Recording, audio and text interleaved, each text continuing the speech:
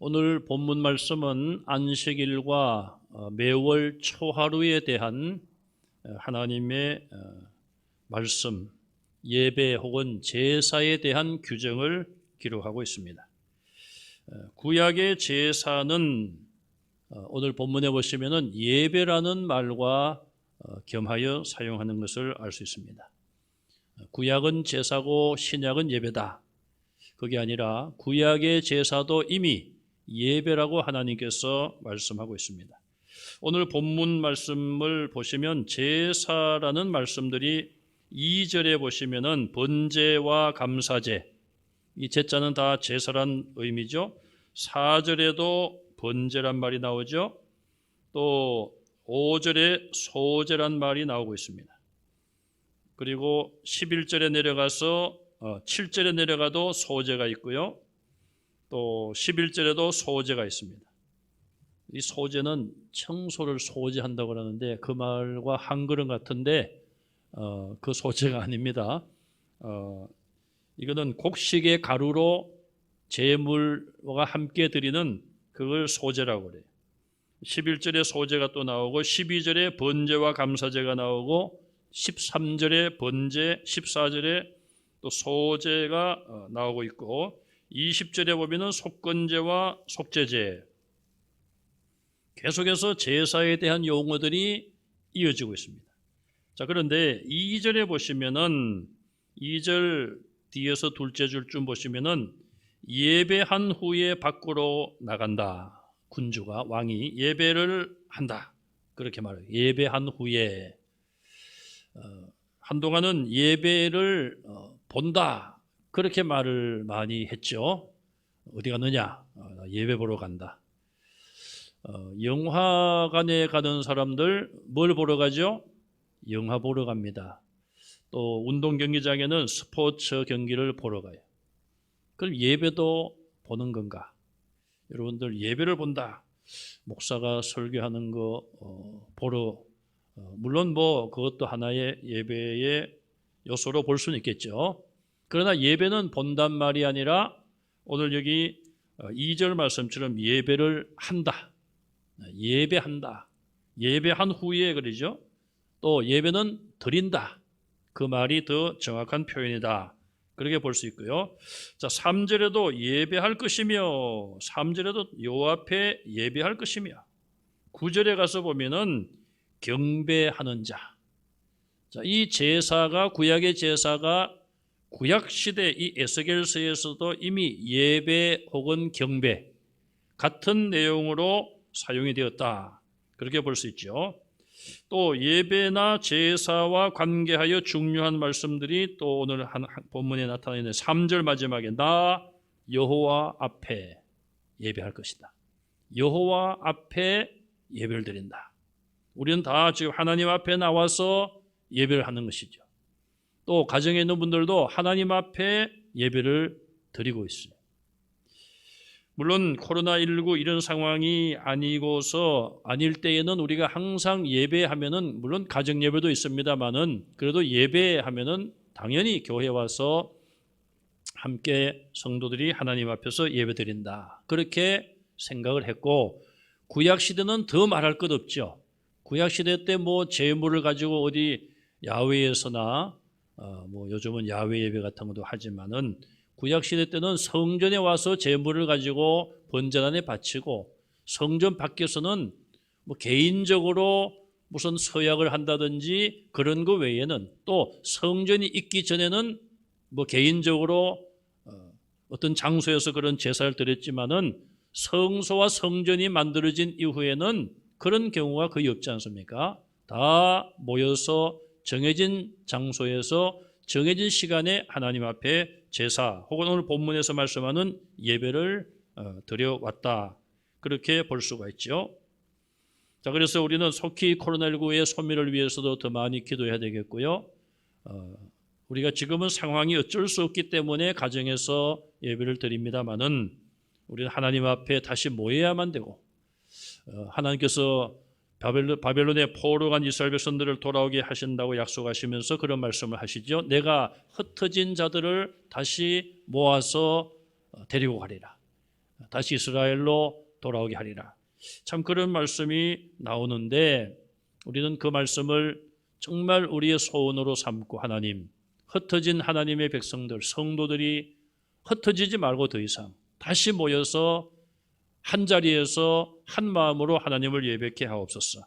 그런 간절한 기도가 필요할 때에 자, 이처럼 3절 말씀에 여호와 앞에 그렇게 말하고 있죠. 4절에도 보면 여호와께 드릴 번제, 우리의 제사나 예배를 받으실 대상이 바로 누구인지를 말해주고 있습니다. 9절에 나 여호와 앞에 나올 때에, 예배는 하나님 앞에 나오는 것입니다. 또 12절에 나 여호와께 드린다. 이게도 예배를 받으시는 대상을 분명히 말씀하고 있습니다. 장소는 구약시대 때는 성소와 성전이었고 신약시대는 교회, 눈에 보이는 유형교회라, 지역교회, 건물이 있는 그런 교회인 것을 우리는 알 수가 있습니다. 또 구약의 제사 혹은 예배, 신약의 이 모든 예배는 회중은 모이는 것입니다. 장소가 있고 또 그 장소에 예배자들이 모이는 것이죠. 그래서 모여서 예배하는 것이죠. 3절에 이 땅 백성도 그랬어요. 이스라엘 땅의 백성들이 모여서 하나님 앞에 예배를 하는 것이고, 10절에 보시면 무리 가운데 있어 왕도 무리들과 함께 하나님 앞에 나와서 예배하라, 이제 그런 말씀이 기록이 되어 있습니다. 그 외에도 구약에 보면은 성회로 모인다 그런 말씀들이 있죠. 노동을 하지 말고 또 나팔을 불고 성회를 선포하고 그런 말씀들이 도처에 있습니다. 자, 그러면 오늘 본문의 안식일에 왕이 드리는 제사와 제물을 규정하고 있습니다. 자, 첫째는 안식일에는 동쪽을 향한 문, 그냥 동문이라고 그렇게 부르겠습니다. 성전 안뜰에 있는 동쪽 문을 열라. 일하는 6일 동안은 닫아두고 안식일 날 왕이나 백성들이 올라와서 하나님 앞에 제사 드릴 때는 그 동쪽 문을 열어두라. 아침에 열어두고 저녁에 닫게 했습니다. 왕은 안뜰로는 들어올 수 없지만 바깥문 현관을 통하여 들어올 수 있었고, 문 현관에 서서 예배를 드리고 또 온길로 해서 밖으로 나가야 했습니다. 그 다음에 왕이 예배하러 오면 제사장은 먼저 왕을 위하여서 번제와 감사제를 드려야 된다, 그렇게 규정하고 있습니다. 그만큼 이스라엘의 왕의 지위나 역할이 중요했음을 말해주고 있습니다. 다른 이방 나라처럼 그냥 정치만 잘하면 되는 그런 왕의 역할이 아닙니다. 하나님이 세우신 나라고 하나님의 택한 백성이기 때문에 왕은 당연히 백성들보다 더 하나님 앞에 이 모든 제사를 잘 드리고, 제물도 우리가 앞에서 생각한 것처럼 제물을 공급하는 일에도 왕이 책임지고 그 일을 감독하고 감당하라, 그렇게 말했죠. 자, 세계 역사를 보면 하나님께서는 교만한 지도자들은 반드시 끌어내리시고 멸망케 하셨습니다. 이스라엘에 한 40여 명의 왕들이 있었죠. 그들 가운데 손가락에 꼽을 정도로 몇 사람을 제외하고는 모두가 다 하나님 말씀을 거역하고 패망의 길을 걸어갔어요. 그 왕들이 범한 큰 죄 2가지를 꼽으라고 하면은, 첫째는 교만한 죄입니다. 왕이 되기 전까지, 왕이 될 때만 해도 겸손했던 왕이 올라가서는 마음이 교만해졌어요. 하나님이 세우셨고 하나님이 또 선택한 나라의 왕이라면 당연히 하나님 말씀대로 다스려야 되는데, 그러하지 않고 이방 나라 왕처럼 자기가 모든 것을 권력을 휘두르고 온갖 부정과 부패를 행하고 마음이 교만해진 것이죠. 또 한 가지는 우상숭배죠. 우상숭배에 빠짐으로 인하여 나라가 망하는 것을 우리는 구약 성경에서 볼 수가 있습니다. 왕은 하나님 앞에서 겸손해야 되는 것이죠. 오늘 저와 여러분들은 어떻습니까? 자, 구약에 이처럼 왕이라 할지라도 하나님 앞에 겸손해야 되는 것이고, 그렇다면 일반 성도들, 일반 이스라엘 백성들은 말할 것도 없이 겸손해야 되는 것이죠. 자, 우리는 구약의 이스라엘 백성들이 제물을 가지고 피를 가지고 하나님 앞에 나아갔고 그 피를 뿌리고 또 이렇게 바르고 정결 예식을 행했습니다. 그러나 그들도 가만히 생각을 해볼 이유는 있죠. 이 동물이, 이 양이나 염소나 소가 희생당하지 않았으면은 나 같은 죄인이 하나님께 나갈 수 없었다는 것을 깨달아야 한 것이죠. 오늘 저와 여러분들은 어떻습니까? 예수님의 십자가의 대속이 아니고서는 하나님 앞에 감히 나올 수 없는 죄인이들이죠. 죄인들이에요. 그런데 하나님의 은혜로 예수 그리스도를 믿는 그 믿음을 보시고 예수님이 내 죄를 위해 십자가에 대신 죽으셨습니다. 그걸 확실히 믿는 믿음을 보시고 하나님 앞에 나오는 것을 허락해 주신 거예요. 그러니 우리는 더욱 겸손해야 되고 감사해야 되죠. 동물의 피를 의지해서 나가던 자들도 겸손해야만 했는데 하물며 예수님의 피, 거룩한 피, 죄 없는 하나님의 아들, 말씀이신 하나님이 오셔서 우리를 대신하여 죽어주신 그 은혜와 그 공로가 아니면은 우리는 하나님 앞에 나갈 수가 없었지만 그 은혜로 하나님 앞에 나가게 되었으니 우리는 하나님 앞에서 절대적으로 겸손해야 됩니다. 교만할 이유가 하나도 없죠. 자, 안식일에 드릴 제물을 4절에서 보면은 번제로 드리는데 흠없는 어린 양 6마리와 흠없는 순양 1마리를 드리라. 그리고 소제도 같이 드리는데 순양 1마리에는 밀가루 1에바, 1에바는 약 22리터 정도 되고요. 또 어린 양에 대해서는 곡식가루를 힘대로 하고 밀가루 1에바에 기름 1흰씩을 드려라. 기름 1흰은 약 4리터 정도라고 합니다. 4리터니까 적은 양은 아니죠. 자, 두 번째, 우리가 이 안식일에 하나님 앞에 드리는 제사와 제물, 특히 왕이 드리는 제사와 제물을 본문에서 기록을 하고 있는데 안식일에 대해서 조금 안식일에 대해서 잠깐 생각해 보고자 합니다. 출애굽기 20장 8절 이하, 신명기 5장 12절 이하, 민수기 28장 이하에 보면은 안식일에 대한 규정들이 나오죠. 10계명 가운데서도 안식일에 대한 규정이 제4계명으로 나와 있습니다. 창세기 2장에 보면 하나님께서 모든 만물을 창조하시고 맨 마지막 6째 날 인간을 창조하셨죠. 그리고는 그 다음 날 7일째 되는 날은 어떻게 하십니까? 쉬셨다고 했습니다. 하나님이 쉬신 거예요. 그리고 복을 주사 거룩하게 하셨다. 복을 주신 날이고 거룩하게 만드신 날이에요. 그래서 그날은 우리가 거룩하게 지켜야 되는 것이죠. 그러면 복을 받는 거예요. 자, 그러면 사람은 6째 날, 하나님의 창조의 맨 마지막 날인 6째 날 창조가 되었어요. 그러면은 사람이 창조된 이후에 그 다음 날 맞이하는 것이 첫날째 아닙니까? 사람이 창조되고 나서 하룻밤을 자고 그 다음 날 첫날 맞이한 그날이 바로 안식일인 거예요. 하나님께서 첫날 우리에게, 아담과 하와에게 너 안식해라, 그렇게 말씀하신 것이죠. 그러니 얼마나 좋습니까? 태어나자마자 그 다음 날 너 일해. 그게 아니라 피조된 이후에 첫날은 네가 안식을 하고 복을 받아라. 안식을 지킴으로 인하여서 육신도 그렇고 또 영적으로도 새 힘을 얻어야지만 6일 동안 열심히 일하는 것이죠. 우리나라는 수년 전에 이미 주 5일 근무하는 제도로 바뀌었어요. 현대인들에 대해서 여러 가지 유익한 점이 있기 때문에 바꾸었겠습니다만은, 그러나 하나님의 창조의 질서에는 조금 어긋나는 거예요. 왜냐하면 하나님께서 6일 동안 열심히 일하라, 그렇게 말씀했어요. 5일 동안 직장에서 일하고 사업장에서 일하고 또 6일째 되는 날은 열심히 또 집안일도 하고 하면 되겠죠. 그 자체가 잘못이라기보다는 어쨌든 하나님께서는 6일 동안 열심히 일하라고 하셨어요. 그래서 옛날에 그런 여러분들이 통계를 아마 어디서 보셨을 거예요. 이제 실험을 해봤다는 것입니다. 어떻게 실험을 했느냐?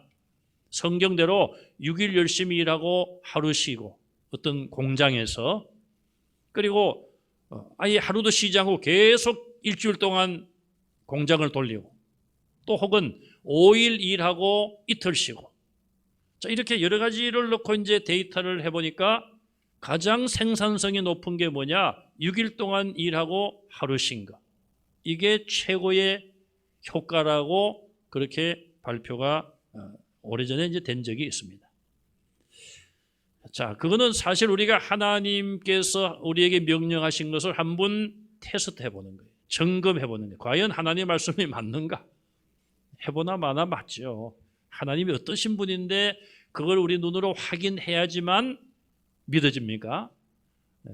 참 우리가 하나님 말씀을 순종하는데도 여러 가지 그 겁이 다 있는 것 같아요.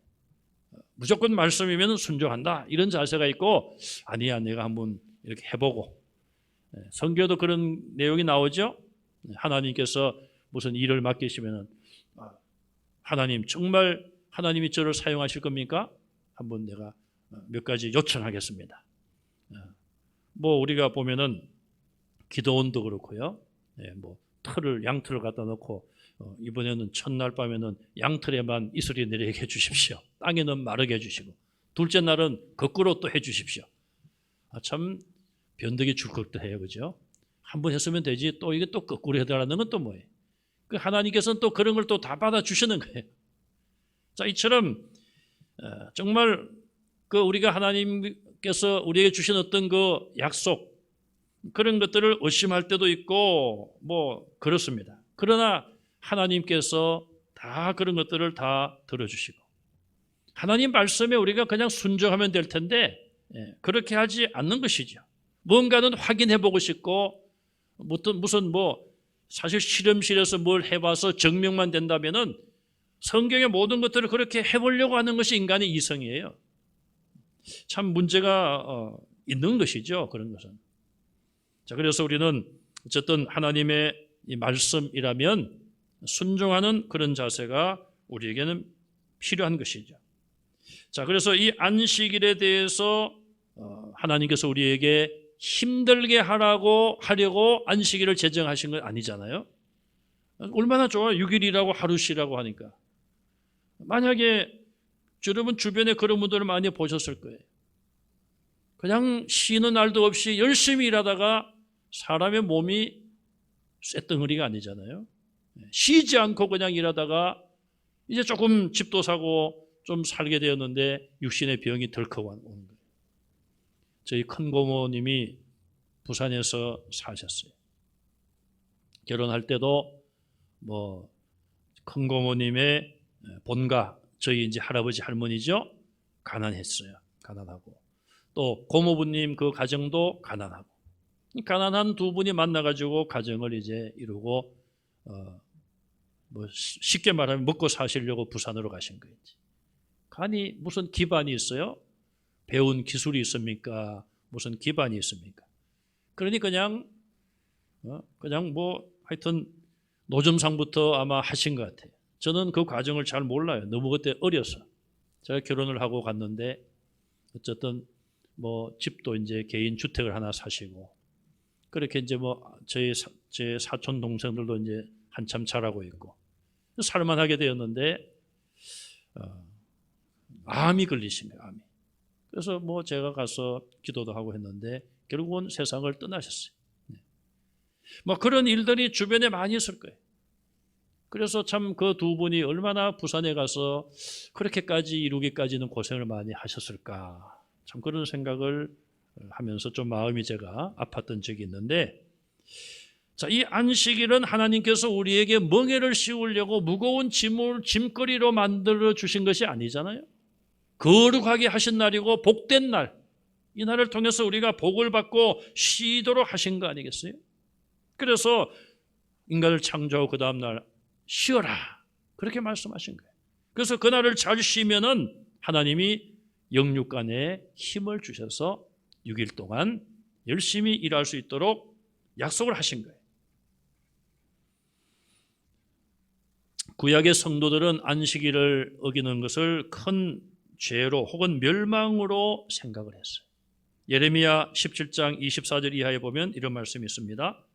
만약에 이 안식일에 대해서 너희가 순종을 하면, 어떤 일도 하지 않으면 왕들과 고관들과 백성들이 이 성문으로 들어올 것이고, 모든 백성들도 예루살렘 주민들과 함께 이 성문으로 들어와서 이 성이 영원히 있을 것이다.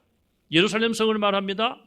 예루살렘 성은 성전이 그곳에 있지 않습니까? 그러니까 그 말은 안식일 날 온 백성들과 또 왕들과 고관들이 함께 하나님 앞에 나와서 예배를 드리게 되리라. 이 성은 영원히 있으리라. 하나님 앞에 바쳐지는 제물들을 너희가 계속해서 가져오게 되리라. 그렇게 말씀했어요.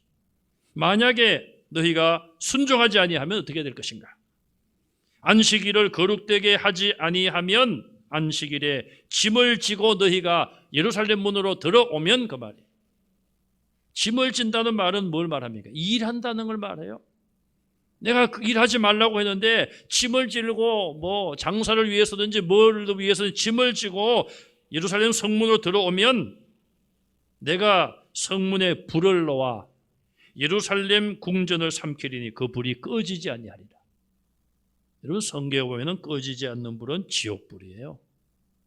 보통 불은 다 꺼지잖아요. 불이 났어요. 언젠가는 끄게 되어 있습니다. 그런데 하나님께서는 꺼지지 아니하리라. 그렇게까지 안식일을 지키지 않고 불순종한 자들에 대해서 강한 경고의 말씀을 하신 거예요. 아모스 8장 5절에 보면 이스라엘 백성들이 안식일을 어떻게 생각했는지를 말해주고 있습니다. 안식일이 언제 지나서 우리가 밀을 내게 할 것인가? 밀을 내온다는 말은 팔려고 내오는 거예요. 팔려고. 이 안식일이 언제 지나지?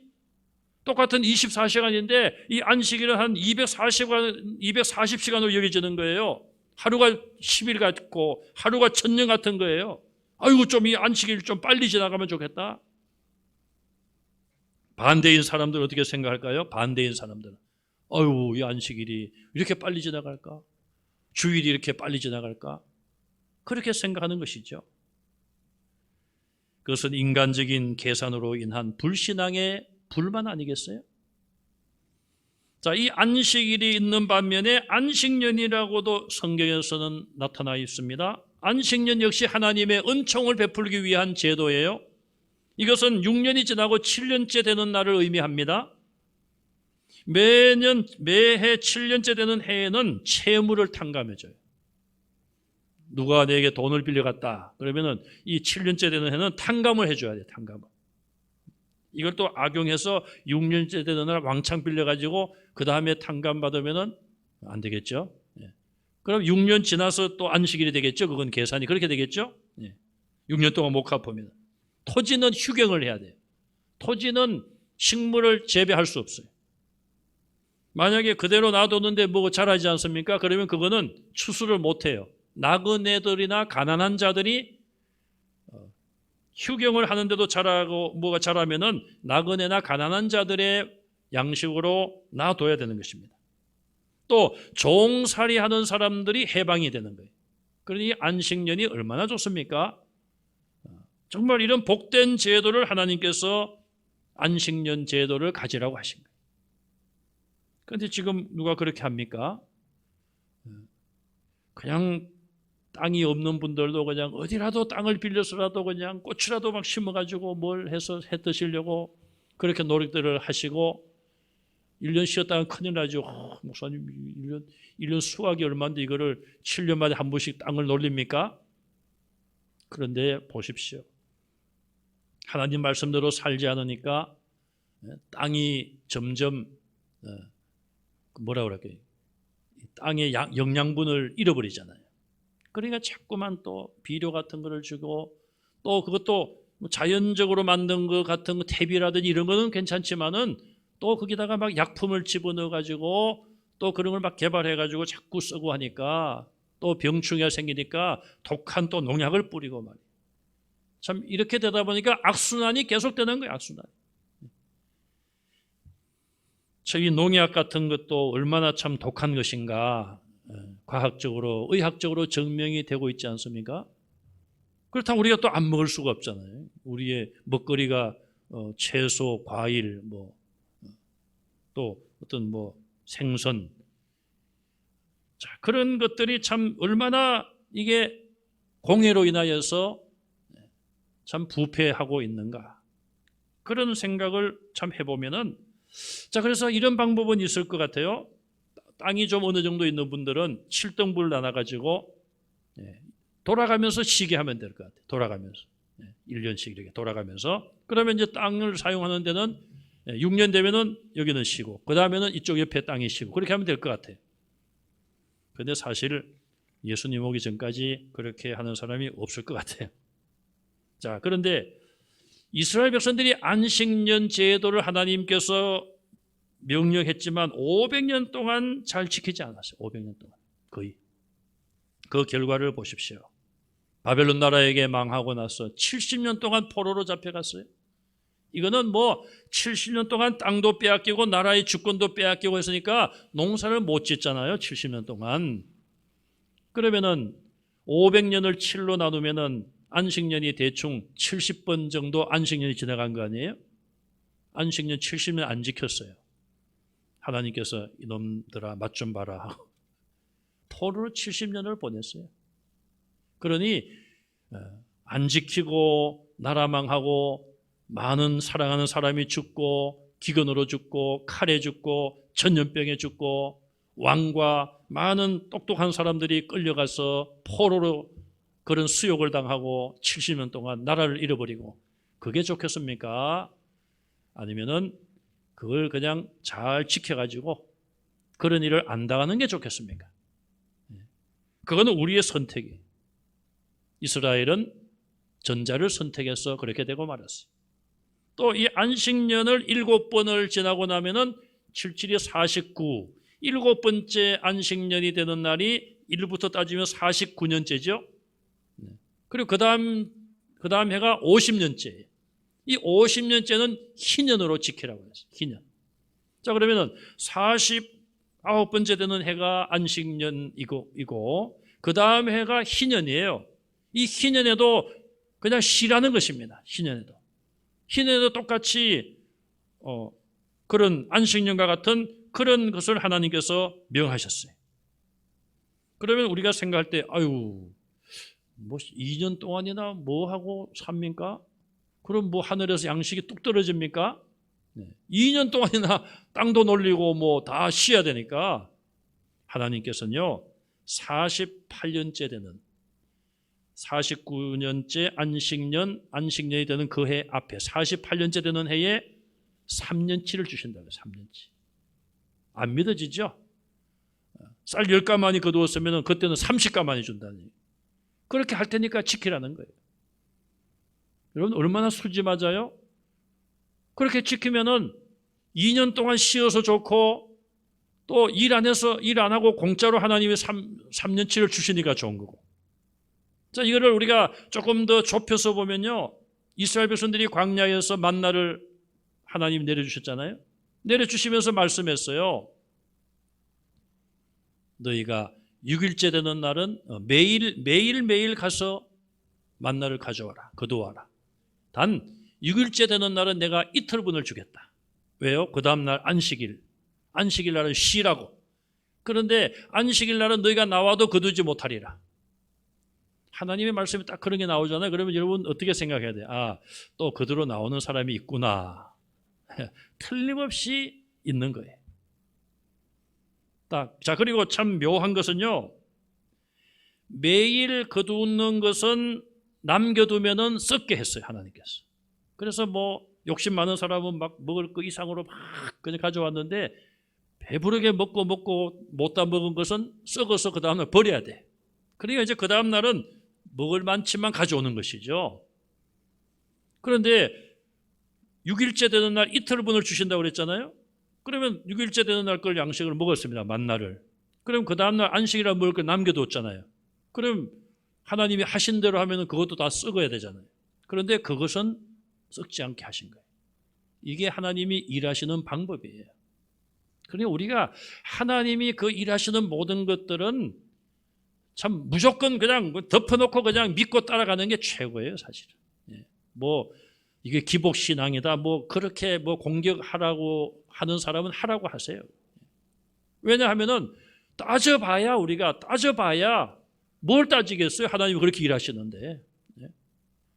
그렇잖아요. 지금 매일 거둔 것 남은 것은 그 다음날 못 먹도록 썩게 하시는 하나님이 6일째는 먹고 안식이라 먹을 거는 썩게 안 하시는 거예요. 만약에 이틀 못 먹고 안식이라도 먹고 남았다 그러면 그건 또 썩게 하시겠죠. 하나님께서 이렇게 일하시면서까지 이스라엘에게 뭘 요구하십니까?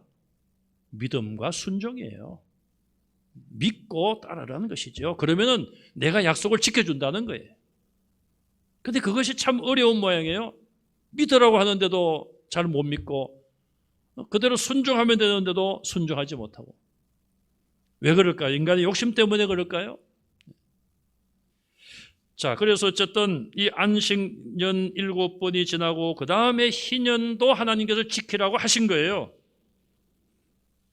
자, 그 다음에 초하루에 대한 규례가 나옵니다. 초하루는 매월 초하루에 1년의 첫 해 초하루도 하나님께서 1년의 첫 해 초하루와 7번째 되는 달의 초하루도 하나님께 제사를 드리지만 그러면 이미 12달 가운데 1년의 첫날 초하루하고 7째 되는 날 초하루가 앞에 나왔으니까 10번 남은 거죠. 나머지 10달도 매월 초하루 날은 이렇게 드려라. 하나님께 제물을 드리고 제사하라 말씀했어요. 민수기 10장 10절에 초하루에 번제물, 화목제물을 드리고 나팔을 불라. 그 달의 첫날이니까 나팔을 불면 이제 이스라엘 백성들이 오늘이 첫날이구나. 세 달의 첫날이구나. 그러면서 하나님이 약속하시기를 하나님이 너를 기억하시리라. 매월 초하루 날 하나님께 제사를 하고 그렇게 하면 하나님이 기억하시리라 그렇게 말씀하고 있어요. 민수기 28장 11절에도 매월 초하루의 번제로 수송아지 2마리, 순양 1마리를 드려라. 1년 되고 흠없는 순양 7마리로 하나님께 번제로 드리라. 또 고운 가루 10분의 3과 기름 섞은 소제를 드리라. 고운 가루 10분의 1과 또 순양에 대해서는 기름 섞은 소제를 드리라. 이거는 민수기 28장에 나오는 말씀이에요. 자, 그 다음에 우리가 이 초하루를 다른 말로 월삭이라고 그러죠. 월삭. 옛날 우리가 가진 성경에는 월삭이라고 그랬는데 개역 개정판 우리가 가지고 있는 성경에는 초하루라고 그냥 말하고 있어요. 초하루. 그런데 이거를 옛날 성경에는 월삭. 월삭이 바로 초하루 날이에요. 매월 초하루 날을 월삭이라고 그래요. 또 옛날 성경에 보면은 월망 그래서 월망. 그거는 보름이에요. 보름. 보름달이 뜨는 보름날을 월망이라고 그랬어요. 아모스 8장 5절에 보면은 또 이렇게 이스라엘 백성들이 불평을 합니다. 앞에서는 안식일이 빨리 지나야지 우리가 밀을 가져올 텐데. 자, 이 아모스 8장 5절 같은 말씀인데 거기는 또 월삭이 언제 지나서 우리가 곡식을 팔며 이 월삭 이거 초하루가 빨리 지나야지 내가 내일 이 곡식을 좀 팔아야 될 텐데 이놈의 이 초하루에 걸려가지고 팔도 못하네. 그런 불평을 이스라엘이 하고 있는 거예요. 우리가 하나님 말씀을 이왕 지키려면 즐거운 마음으로 감사한 마음으로 지켜야 안 되겠습니까? 왜 하나님께서 주일날 이렇게 주일날 한 달에 한 번만 지키게 하시지 왜 이 일주일에 한 번씩 돌아오게 해서 왜 이렇게 주일이 자주 다가올까? 여러분 주일이 자주 다가오는 것을 가장 많이 느끼는 사람은 누굴까요? 목사예요. 목사예요. 설교 준비를 자꾸 해야 되니까. 자, 우리는 에스겔 45장 18절 오늘 본문 앞쪽이죠. 이미 첫째 날 초하루 날, 7째 달의 초하루 날에 대해서 월삭이죠. 지키라는 규정을 보았습니다. 자, 그 다음에 9절에서 12절까지 보시면 성전 출입에 대한 규례가 나옵니다. 백성들은 북문으로 들어왔으면은 북문으로 나가지 말고 반대편 쪽에는 남문으로 나가라. 반대로 남문으로 들어왔으면 북문으로 나가라. 이 말은 뒤로 돌아가지 말라는 거예요. 그냥 계속 직진하라는 거예요. 들어왔으면은 제사를 드리고 직진해서 나가라는 거예요.